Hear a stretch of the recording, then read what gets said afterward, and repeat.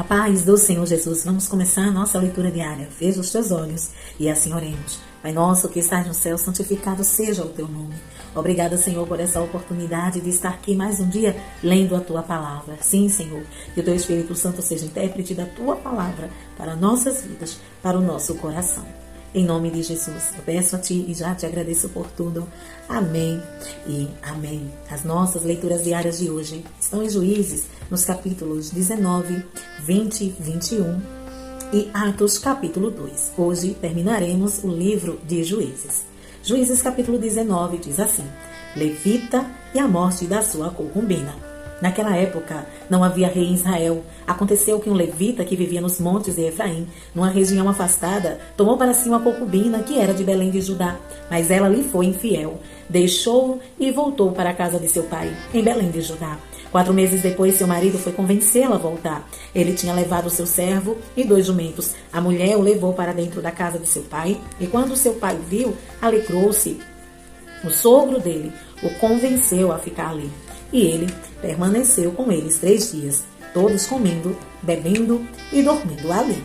No 4º dia, eles se levantaram cedo e o levita se preparou para partir. Mas o pai da moça disse ao genro: coma alguma coisa e depois vocês poderão partir.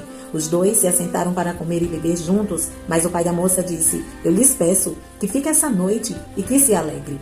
E quando o homem se levantou para partir, seu sogro convenceu a ficar ainda aquela noite. Na manhã do 5º dia, quando ele se preparou para partir, o pai da moça disse: vamos comer? Espere até a tarde. E os 2 comeram juntos. Quando o homem, sua concubina e seu servo levantaram-se para partir, o pai da moça disse outra vez: veja o dia que está quase acabando, é quase noite. Passe a noite aqui, fique, alegre-se. Amanhã de madrugada vocês poderão levantar-se e ir para casa. Não desejando ficar outra noite, o homem partiu rumo a Jebus, isso é, Jerusalém, com 2 jumentos selados e com sua concubina. Quando estavam perto de Jebus, e já se findava o dia, o servo disse a seu senhor: venha, vamos parar nesta cidade dos Jebuseus e passar a noite aqui. O seu senhor respondeu: não vamos entrar numa cidade estrangeira cujo povo não é israelita. Iremos para Gibeá. E acrescentou: ande, vamos tentar chegar a Gibeá ou a Ramá e passar a noite em um desses lugares. Então prosseguiram. E o sol se pôs quando se aproximaram de Gibeá de Benjamim. Ali entraram para passar a noite. Foram sentar-se na praça da cidade e ninguém os convidou para passarem a noite em sua casa. Naquela noite, um homem idoso, procedente dos homens de Efraim, e que estava morando em Gibeá, os homens do lugar eram benjamitas, voltava de seu trabalho no campo. Quando viu o viajante na praça da cidade, o homem idoso perguntou: para onde você está indo? De onde vem? Ele respondeu: estamos de viagem, indo de Belém de Judá para uma região afastada nos montes de Efraim, onde moro. Fui a Belém de Judá e agora estou indo ao santuário do Senhor, mas aqui ninguém me recebeu em casa. Temos palha e forragem para os nossos jumentos e para nós mesmos, que somos seus servos, temos pão e vinho. Para mim e para a sua serva e para o jovem que está conosco, não temos falta de nada. Você é bem-vindo em minha casa, disse o homem idoso. Vou atendê-lo no que você precisar. Então passe a noite na praça. Não passe a noite lá na praça. E os levou para sua casa e alimentou os jumentos. Depois de lavarem os pés, comeram e beberam alguma coisa. Quando estavam entretidos, alguns vadios da cidade chegaram à casa, esmurrando a porta. Gritaram para o homem idoso, dono da casa: traga para fora o homem que entrou em sua casa, para que tenhamos relações com ele.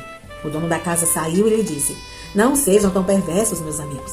Já que esse homem é meu hóspede, não cometam essa loucura. Vejam, aqui está minha filha virgem e a concubina do meu hóspede. Eu as trarei para vocês e vocês poderão usá-las e fazer com elas o que quiserem. Mas nada façam com esse homem. Não cometam tal loucura. Mas os homens não quiseram ouvi-lo. Então o levita mandou a sua concubina para fora. E eles a violentaram e abusaram dela a noite toda. Ao alvorecer a deixaram. Ao romper do dia, a mulher voltou para casa, onde o seu senhor estava hospedado. Caiu junto à porta e ali ficou até o dia clarear.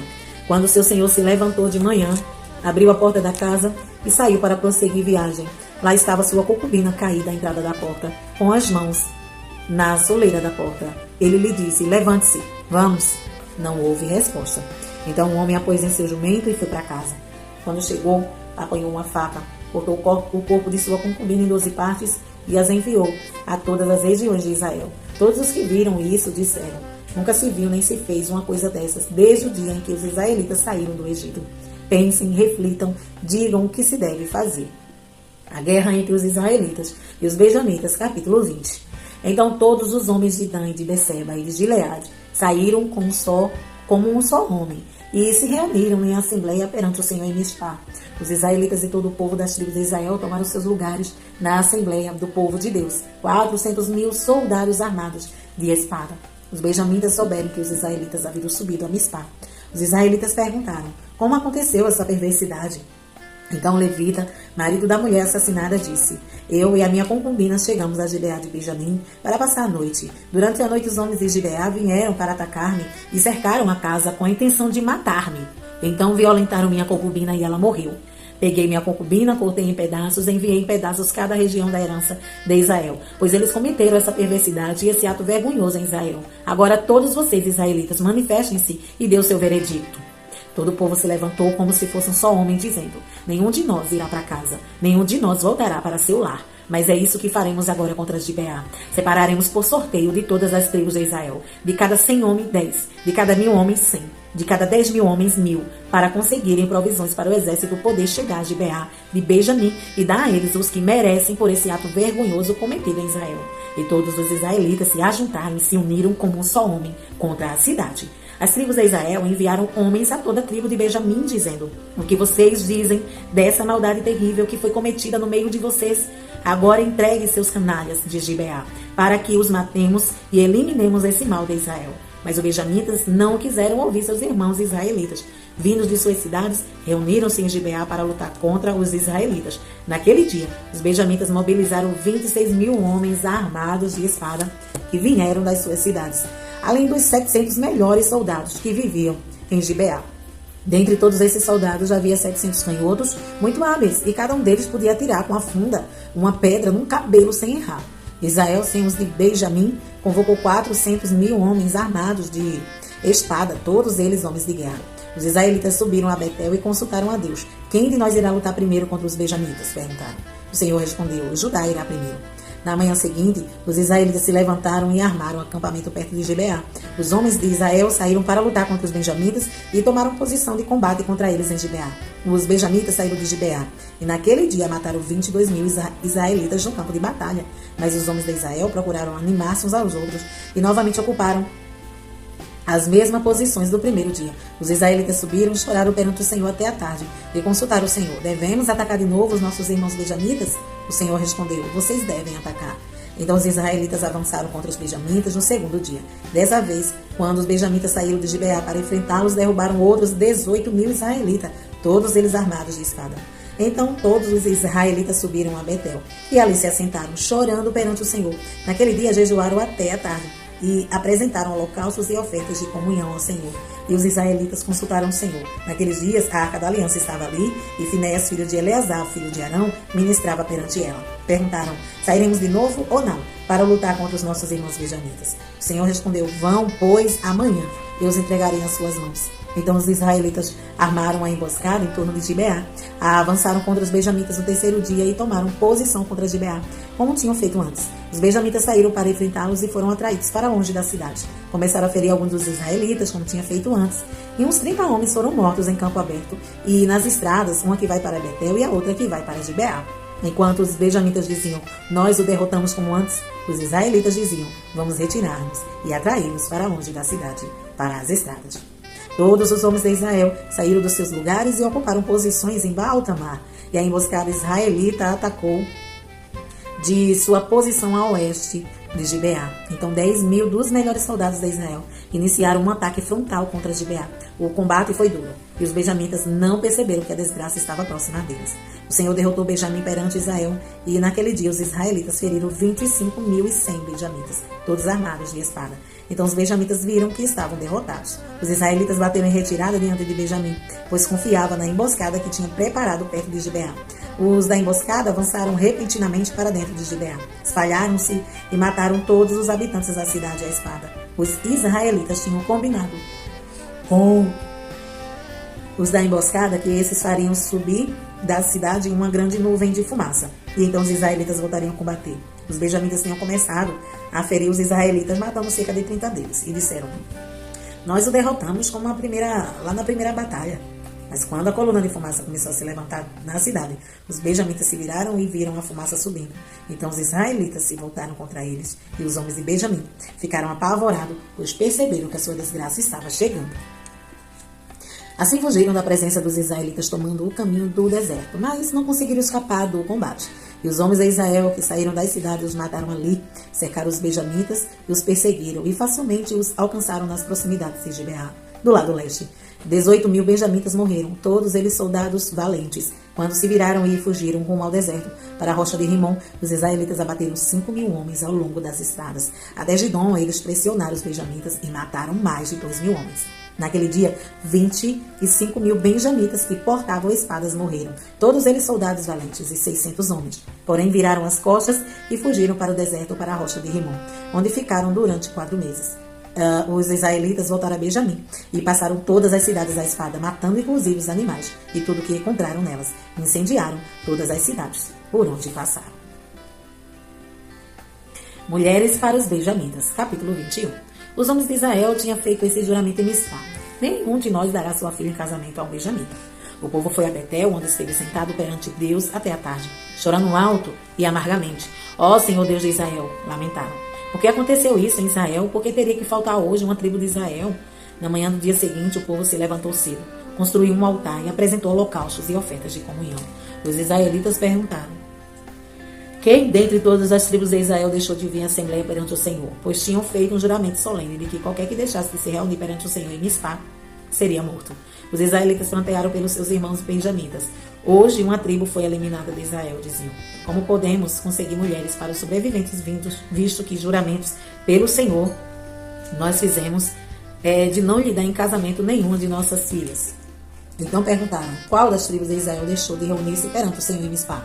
Descobriram então que ninguém de Jabes de Gileade tinha vindo ao acampamento para a assembleia. Quando contaram ao povo, verificaram que ninguém do povo de Jabes de Gileade estava ali.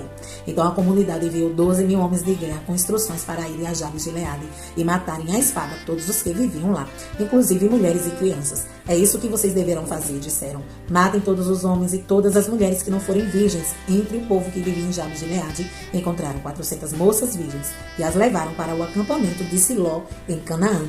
Depois a comunidade toda enviou uma oferta de comunhão aos benjamitas, que estavam na rocha de Rimon. Os benjamitas voltaram naquela ocasião e receberam as mulheres de Jabes de Gileade, que tinham sido poupadas, mas não havia mulheres suficientes para todos eles. O povo planteou Benjamim, pois o Senhor tinha aberto uma lacuna nas tribos de Israel, e os líderes da comunidade disseram: mortas as mulheres de Benjamim, como conseguiremos mulheres para os homens que restaram? Os benjamitas sobreviventes precisam ter herdeiros para que uma tribo de Israel não seja destruída. Não podemos dar de nossas filhas em casamento, pois nós, israelitas, fizemos esse juramento. Maldito seja todo aquele que der uma mulher a um benjamita. Há, porém, a festa anual do Senhor em Siló, ao norte de Betel, a leste da estrada, que vai de Betel a Siquém e ao sul de Lebona. Então mandaram para lá os benjamitas, dizendo: vão, escondam-se nas vinhas e fiquem observando.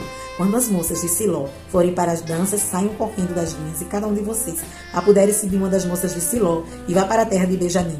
Quando os pais ou irmãos delas se queixarem a nós, diremos: tenham misericórdia deles, pois não conseguimos mulheres para eles durante a guerra. E vocês são inocentes, visto que não lhe deram suas filhas. Pois o que os benjamitas fizeram, quando as moças estavam dançando, cada homem tomou uma para fazer dela sua mulher.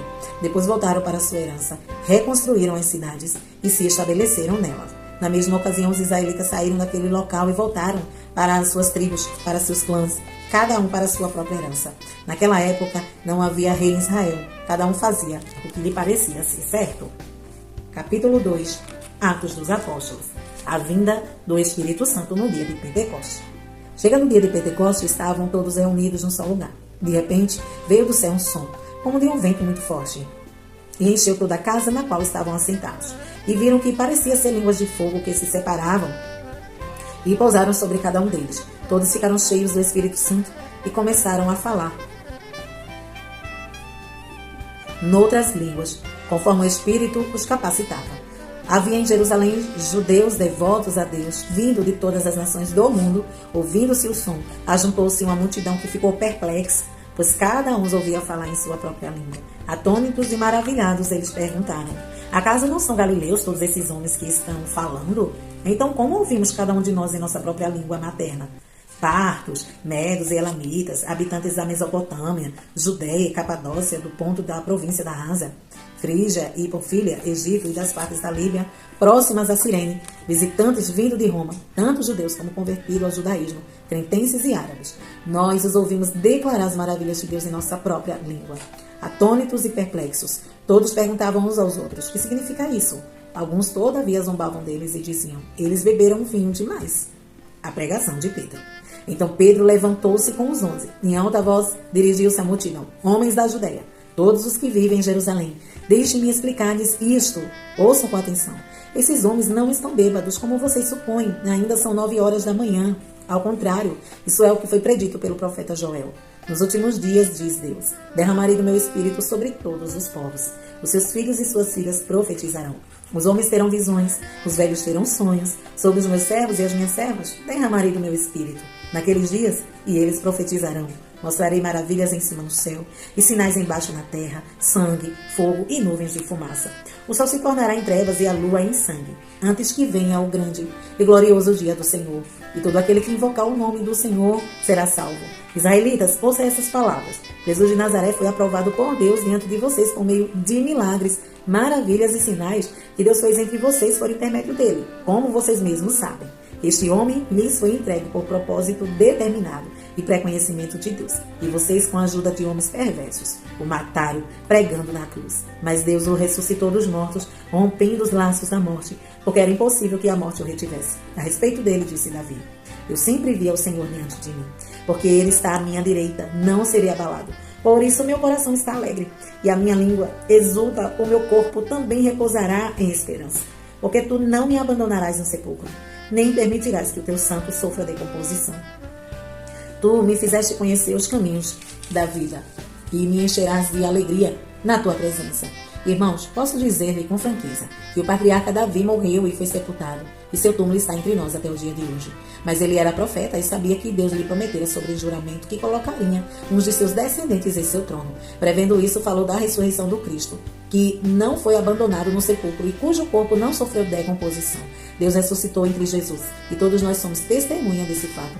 Exaltando a direita de Deus, ele recebeu do Pai o Espírito Santo prometido e derramou o que vocês agora veem e ouvem. Pois Davi não subiu aos céus, mas ele mesmo declarou: o Senhor disse ao meu Senhor: assenta-te à minha direita, até que eu ponha os teus inimigos como estrado para os teus pés.